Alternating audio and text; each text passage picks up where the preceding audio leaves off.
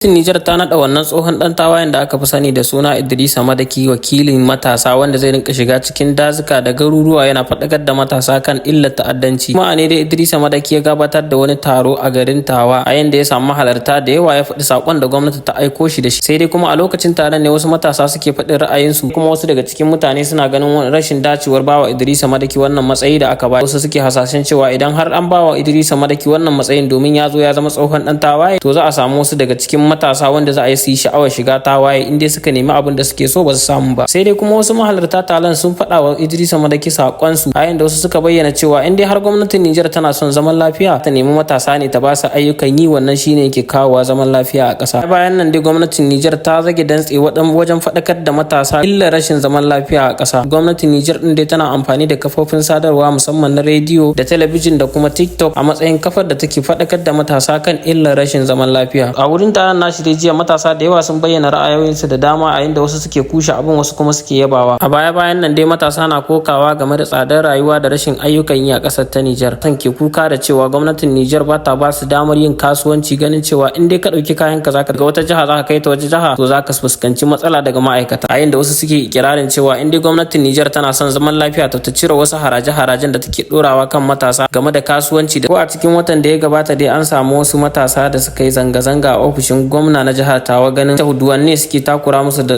haraji. Bayan Idrisa Madaki ya kawo wannan matasa sakonnin da shugaban kasa ya aiko shi da shi, kuma matasan sun tura mushi da sako abin da suke so yayi musu mun samun zaman lafiya mai dorewa. Sun ce a zaman lafiya ba wai kawai ta bangaren talakawa zai zo ba, dole ne shi ma har sai da nashi gudumawan a ciki tukunna za a samu zaman lafiya. Zagayen da hishe mu cikin kasar mu ta Nijar baki daya dangance da kira da matasa kuma da yin ra'ayoyinsu akai. Kasan tun da Allah ya kawo waɗanga hukumomi namu sojoji cewa da CNSP saman mulki sun yi kira ma ƴan ƙasa baki ɗaya ya ga irin gudunmawa zai badawa don ci gaban ƙasa da zaman lafiya cikin ƙasar mu ta Nijar, domin gaya musu wasu haɗarurruka da wani ƙalubale da za a iya fuskanta idan aka ɗauki makami da sauransu na ganin cewa sun kiyaye da shiga cikin harkar ta'addanci. To kaji irin abin da hishe mu a matsayin mu na ƴan ƙasa, mu ko mun kaga hanya ce wadda muke iya bada gudunmawa akan ta insha Allah. Abin da danganci shawarwarin da mun ka samu daga matasa gaskiya sai mu ce alhamdulillah. Tunda duka cikin kasar mu ta Nijar inda mun ka yawata matasan mu sun ba da gudunmawa kuma sun ba da shawarwari masu kyau, to muna fatan Allah ya ƙara ba mu haɗin kai domin tabbatar da zaman lafiya cikin kasar mu ta Nijar.